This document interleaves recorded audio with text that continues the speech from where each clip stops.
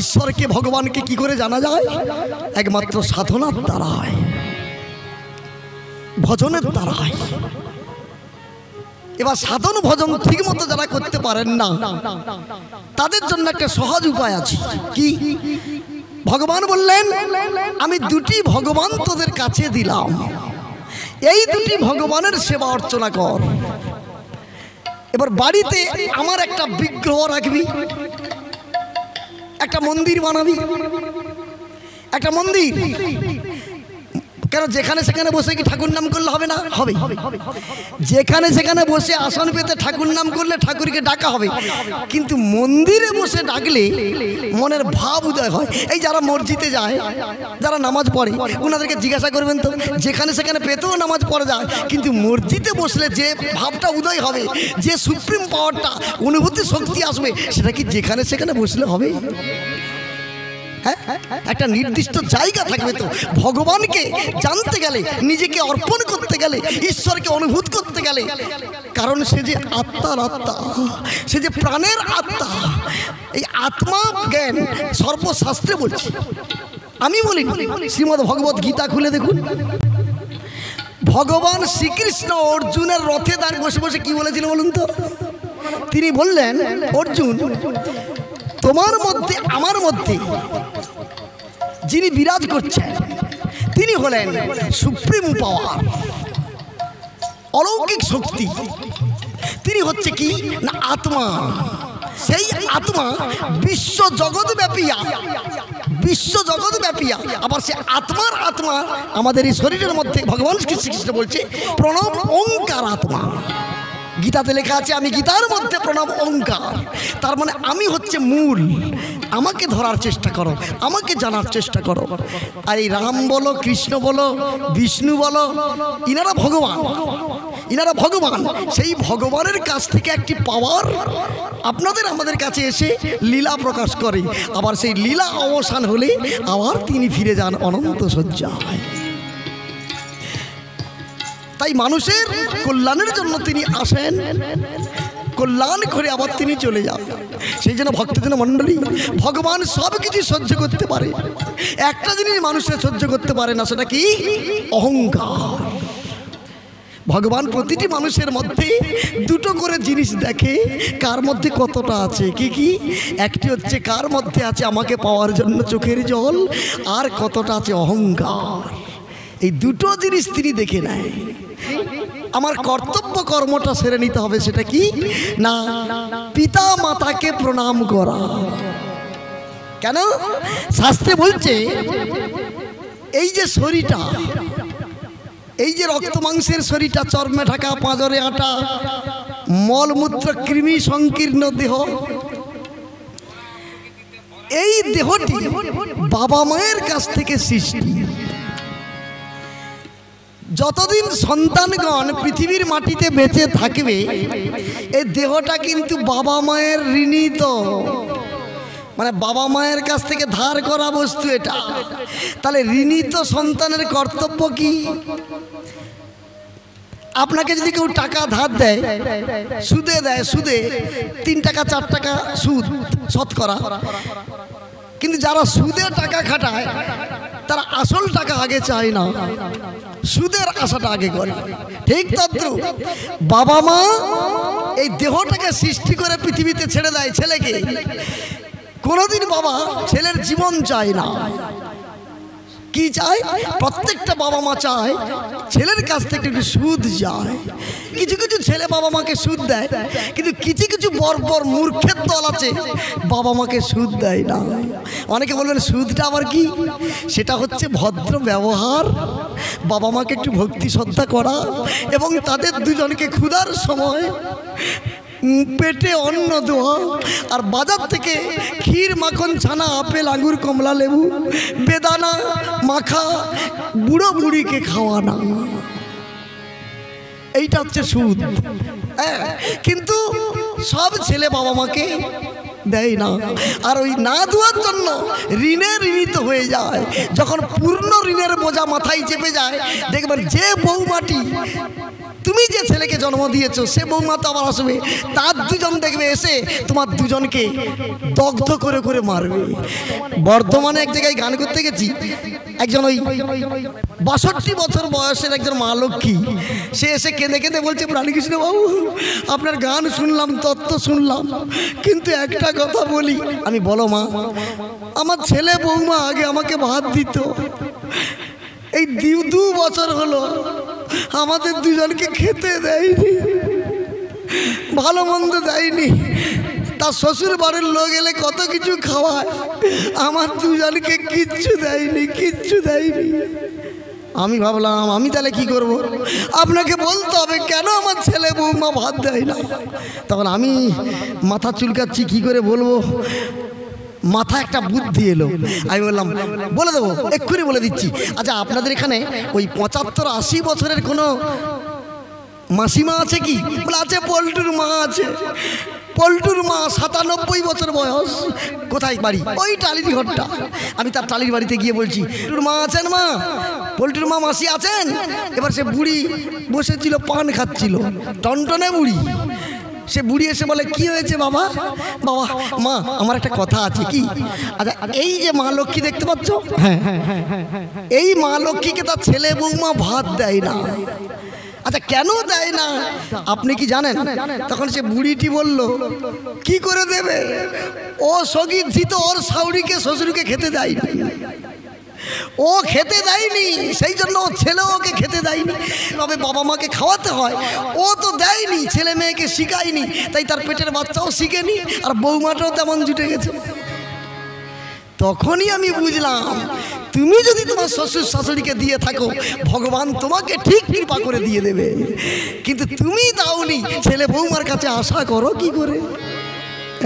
সেজন্য ভক্তদের মণ্ডলী যারা রামায়ণ কথা শুনছেন, খুব মনে রাখুন, নিজেদের খালটা কুমিরটা কাটার আগে নিজেকে চিন্তা করতে হবে, আমার আচরণটা ঠিক আছে কিনা।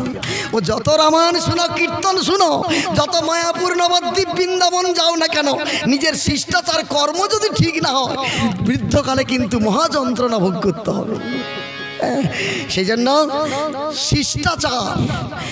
শিষ্টাচারটা একটু বজায় রাখতে হবে, এবং নৈতিক চরিত্র। অনেকে ব্যাপারটা বুঝতে পারছেন না যে নৈতিক চরিত্র মানে কি। নৈতিক চরিত্র বলতে, ধরো শ্বশুর শাশুড়ি বসে আছে চাটইতে বা মাদুরে, এবার বৌমা যে চলে যাবে, বৌমাকে কিন্তু লক্ষ্য রাখতে হবে। কি? গুরুজন বসে আছে ওই মাদুরের উপরে, যেন পায়ের বুড়া আঙুল না লাগে, খুব সাবধান। নৈতিক চরিত্র। স্বামীর কাছে সারা রাত্রি ঘুমিয়েছেন, আপনাকে বিচার করে নিতে হবে। দুজন একসঙ্গে সারা রাত্রি ছিলাম, ভুলে ওর পায়ে পায়ে পাটা লেগে যেতে পারে, স্বামীকে উঠে ভরে প্রণাম করতে হবে, ও যেন না জানতে পারে। এটাই হচ্ছে নৈতিক চরিত্র। সন্ধ্যাবেলা ঠাকুরকে সন্ধ্যা দিয়েছেন, শাক বাজিয়েছেন, গুরু গোসাই বসে আছে, শ্বশুর শাশুড়ি, তাদেরকে প্রণাম করতে হবে, এটা নৈতিক চরিত্র। বাড়িতে কোনো ব্যক্তি এসেছে, খেতে দাও না দাও, তাকে একটা বসার আসন দিতে হবে, এটা নৈতিক চরিত্র। সাধুগুরু বৈষ্ণব এসে যদি বলে মা দুটো ভিক্ষে দাও, দূর দূর করে তাড়ানো চলবে না। এক মুঠো হলেও আপনি দিন না থাকে মিষ্টি কথা বলে একটা বাতাসা জল দিয়ে তাকে বিদায় করুন, কোনোদিন তাকে টিটকারি মারবেন না। এগুলো নৈতিক চরিত্র। নিজের নৈতিক চরিত্র বোধ যদি না থাকে, সমাজকে আমরা কি শিক্ষা দেব বলুন? তাই আজকে রামচন্দ্র বললেন, আমি আমার মা বাবাকে যদি প্রণাম না করি লোকে কি বলবে? তাই বাবা তো নেই, মাকে প্রণাম করে যুদ্ধে যাব। অন্তঃপুরে আছেন মাতা কৌশল্যা জননী, বিদায় লইবার তারে চলেন রঘুমণি।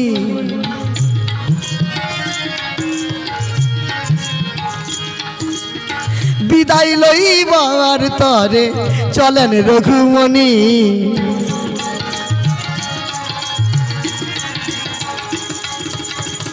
মা বাবা রাম এত হাতি ঘোড়া সৈন্য সামন্ত নিয়ে রথ নিয়ে কোথায় যাবি বাবা? মা ধ্যান সিদ্ধ ঋষি বাল্মীকির তপবনে 10-12 বছরের দুটি বালক আমার 3 ভাইকে বন্ধন করেছে মা। আমি মুক্তি করতে যাব, একটু আশীর্বাদ করো মা। ওই বালকের সঙ্গে যুদ্ধ করে আমি যেন জয়ী হই। রাম, বাল্মীকি তপবনে কি সেই বালক? হ্যাঁ সেই বালক। সেই বালক মানে তুমি কি বালকে চেনো? না, তুমি যে বললে সেই বালক। রাম, আজকে রাত্রি হলো যখন দ্বিতীয় প্রহর, আমি রাত্রে ঘুমিয়েছিলাম। হ্যাঁ, ওই তপবনের একটা স্বপ্ন দেখেছি রাম রঘুবর। স্বপ্নের মধ্যে ছিল 2টো বালক। স্বপ্নের মধ্যে বালক ছিল। ঘটনাটা কিরকম? ঘটনা শুনবি। আমি ছিলাম শয়নে, আমি দেখিলাম স্বপ্নে ওই বাল্মীকির তপবনে। আমি ছিলাম শয়নে,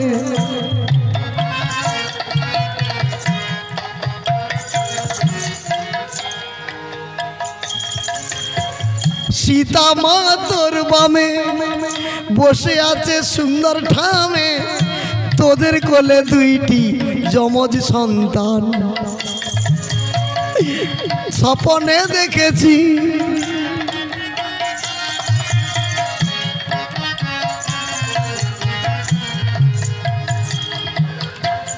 ঠিকই যেন রাম তোমার মতো স্বপ্নে দেখেছি রঘুনাথ। ওই বালক যেন তোমার মতো আমি স্বপ্নে দেখেছি।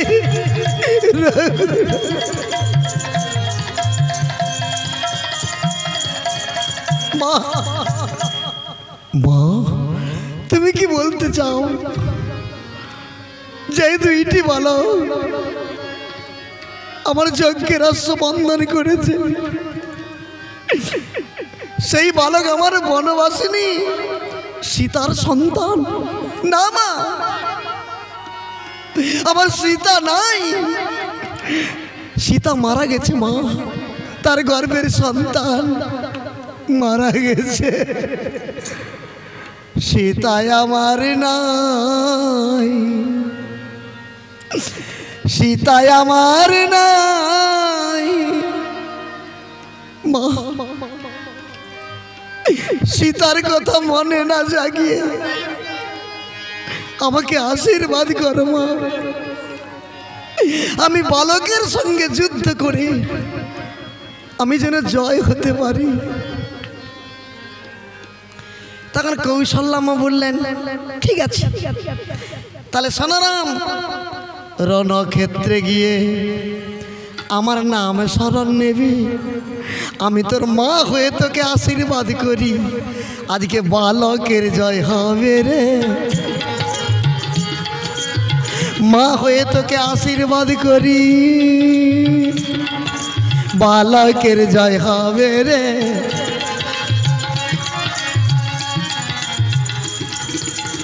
বালকের জয় হবে রে।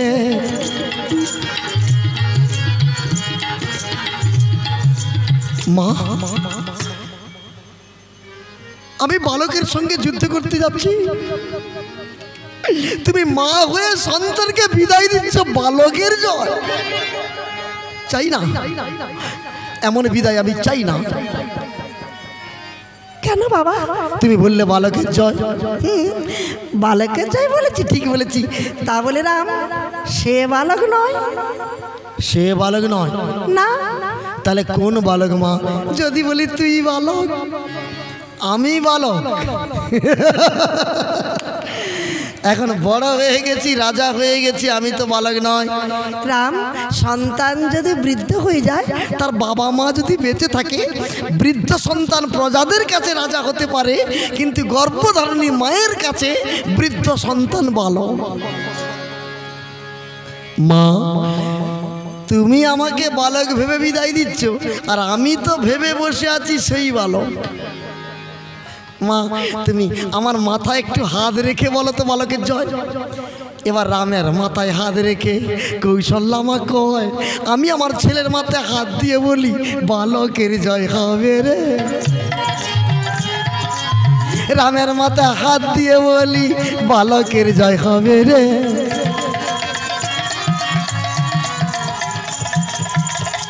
রথের উপরে বসে রাম, রাজি বলল চল।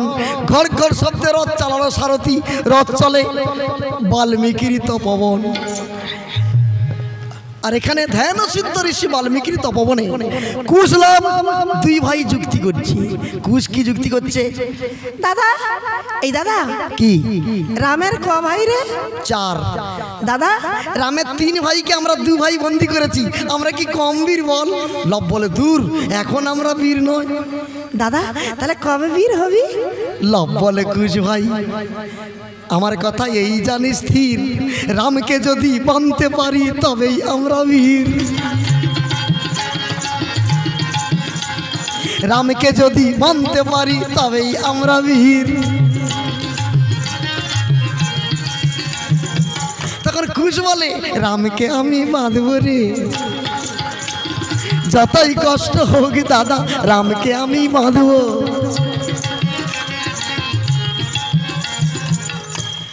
লব বলে তুই বাঁধ আর আমি দেখি। কুশ বলে দাদা রামকে বাঁধবো ভেবেছিলাম, কিন্তু এখন চিন্তা করে দেখলাম রামকে বাঁধা উচিত নয়। কেন? দেশের রাজাকে বাঁধলে দেশ চলবে কি করে? লব বলে যে নূতন রাজা হবে সে দেশ চালাবে। দাদা নূতন রাজা আবার কে? লব বলে কেন, রামকে বেঁধে অযোধ্যাতে আমি রাজা হব আর সীতামাকে নিয়ে গিয়ে রাজমাতা করিব। দাদা এতদিন মনে করেছিলাম তুই বোকা, কিন্তু এতদিন পরে বুঝলাম তুই আমার থেকে বুদ্ধিমান। কি করে বুঝলি? কি করে বুঝলাম? আমি কষ্ট করে রামকে বাঁধবো আর উনি রাজা হবে। আমি কি হব? তুই রাজা হলে দাদা আমি কি হব? লব বলে তুই মন্ত্রী। আচ্ছা দাদা তুই রাজা আমি মন্ত্রী। হ্যাঁ, সীতামাকে নিয়ে অযোধ্যায় চলে যাব। হ্যাঁ, কিন্তু দাদা যে কুঁড়ে ঘরটাতে বর্তমান আছি তপবনে কুঁড়ে ঘর, এই কুঁড়ে ঘরটাতে কে থাকবে? লব বলে এখান থেকে সীতামাকে নিয়ে গিয়ে অযোধ্যায় রাজমাতা করিব, আর ওখানে একটা বুড়ি আছে রামের মা কৌশল্যা, বুড়িকে ধরে এনে কুটিরে রাখিব।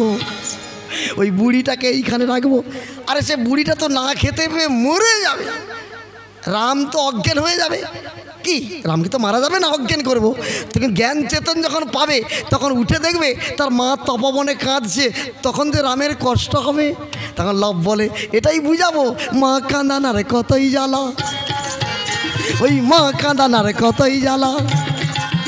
কারোর মা কাঁদলে কি যে হয়, মা কাঁদানারে কতই জ্বালা।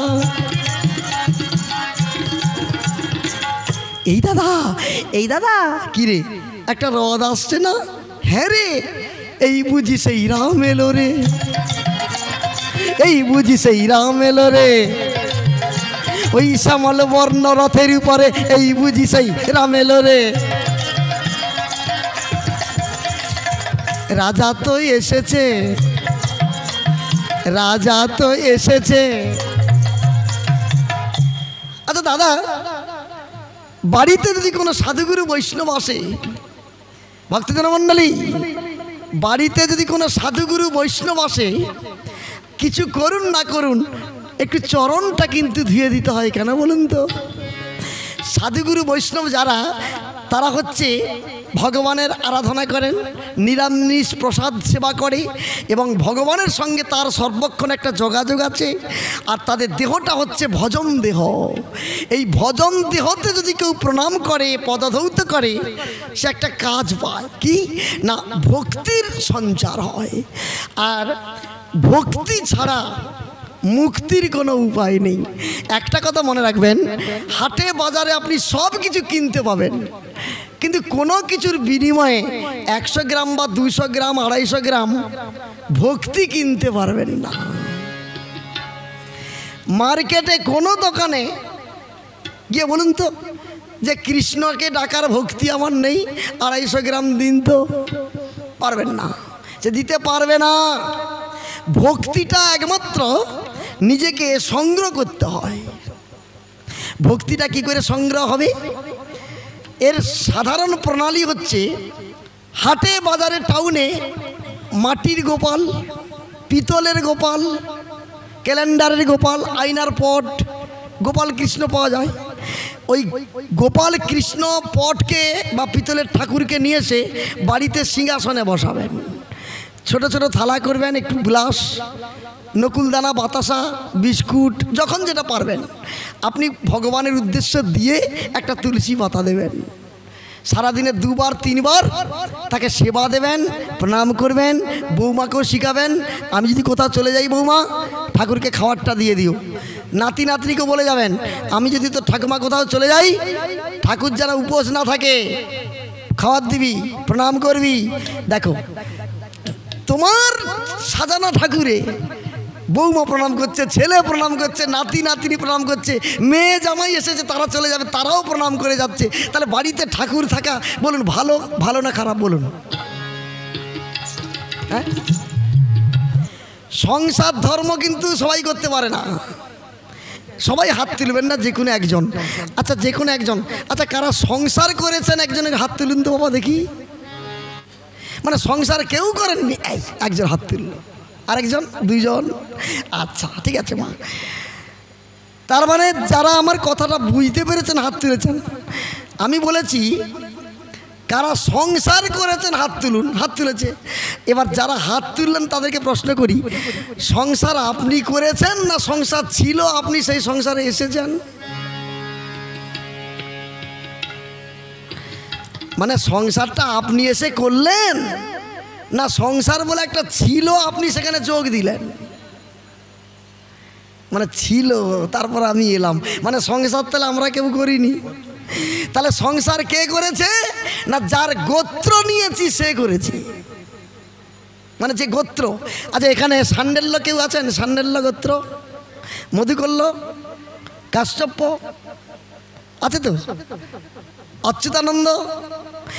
আচ্ছা, এই যে গোত্র ভরদ্বাজ, এই গোত্রগুলো কার? ঋষিদের গোত্র। তাহলে যে যে গোত্রে জন্ম হয়েছে তাদের কিন্তু তিনিই ছিলেন তাদের গোত্রের গুরুদেব। সংসার তিনি বানিয়েছেন, সেই ঋষিরা।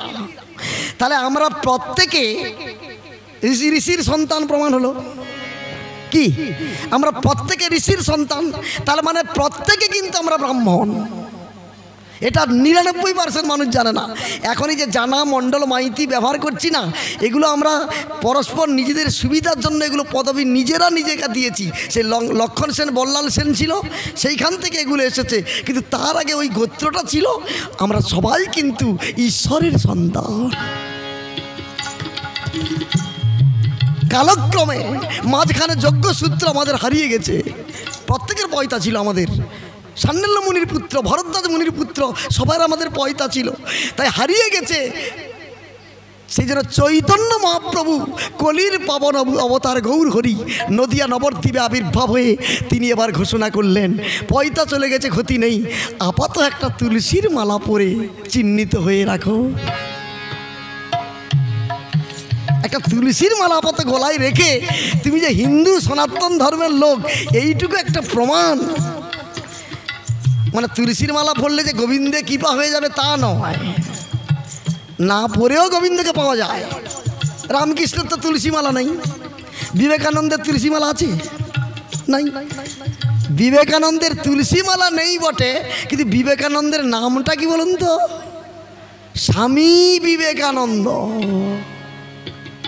হ্যাঁ, আমরা সবাই খেয়ে আনন্দ, সুখে আনন্দ, টাকা জমি আনন্দ, কিন্তু স্বামীজি ছিলেন বিবেকে আনন্দ,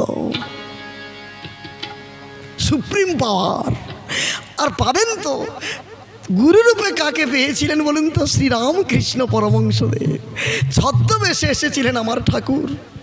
সেই জন্য ভক্তজন মণ্ডলী, এক একজন দেবপুরুষ, মহাপুরুষ মাঝে মাঝে ছদ্মবেশে পৃথিবীর মাটিতে আসে। এখনও যে আসে না তার কোনো প্রমাণ নেই, আছে, এখনো পর্যন্ত কিন্তু আছে।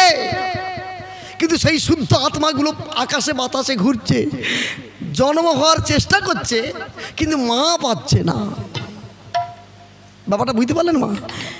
মানে যে গর্ভে তিনি প্রকাশ হবেন সেরকম মা আমাদের পশ্চিমবাংলায় পাচ্ছে না। আর আমরা যে মা বর্তমান, রাগ করবেন না মা, আমরা হচ্ছে সর্বভোগী। আমাদের মধ্যে প্রসাদ সেবী নাই, নিরামিষ নাই, বার তিথি নেই, একাদশী অমাবস্যা পূর্ণিমা কোনো তিথি নেই, যা পারে সব খেয়ে যাচ্ছে। গর্ভটা তো অপবিত্র, শুদ্ধ গর্ভ হলে তো মহাপুরুষের আবির্ভাব হবে। এই জন্য ভক্তজন মণ্ডলী খুব আঘাত লাগে, বুঝলেন? শুদ্ধ গর্ভ হচ্ছে না। কৃষ্ণ প্রসাদ সেবা করার যে গর্ভ, সেরকম গর্ভ হলে সেরকম সন্তান পাবেন, তাতে কোনো সন্দেহ নাই। তাই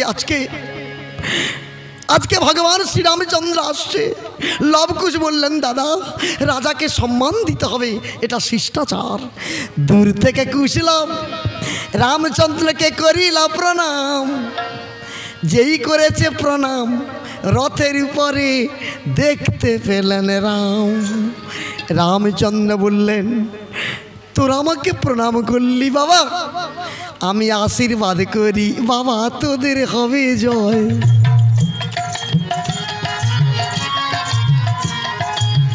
আশীর্বাদ করি বালক, তোদের হবে জয়।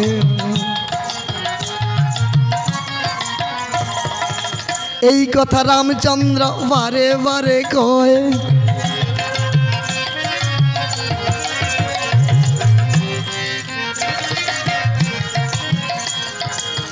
তোদের জয় হবে রে।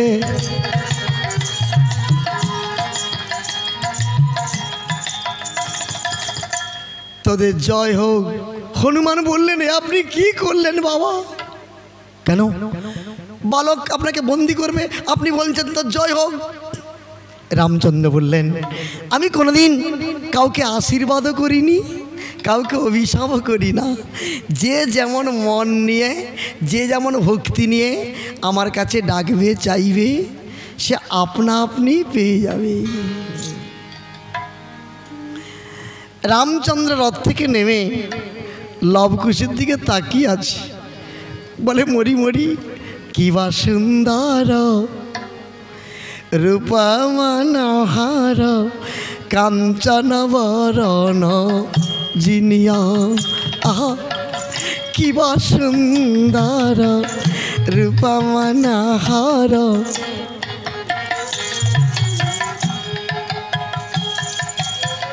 দেখিলে বদন জুড়ায় নয়ন, অপরূপ আমি হেরিলাম। মরি মরি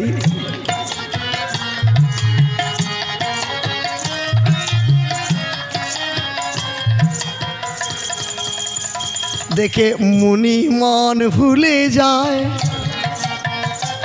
ওই যোগীর যোগ টলে যায়, মুনির মন ভুলে যায়।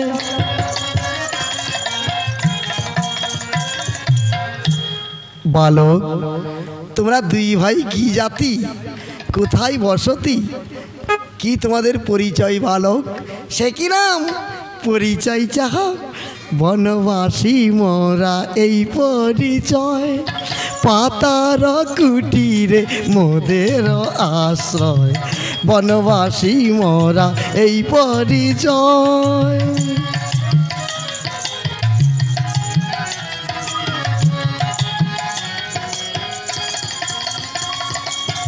তুমি তো রাজাধি রাজাধি রাজা, তুমি তো রাজাধি রাজাধি রাজা, মোরা কি জাতি বুঝে নাও।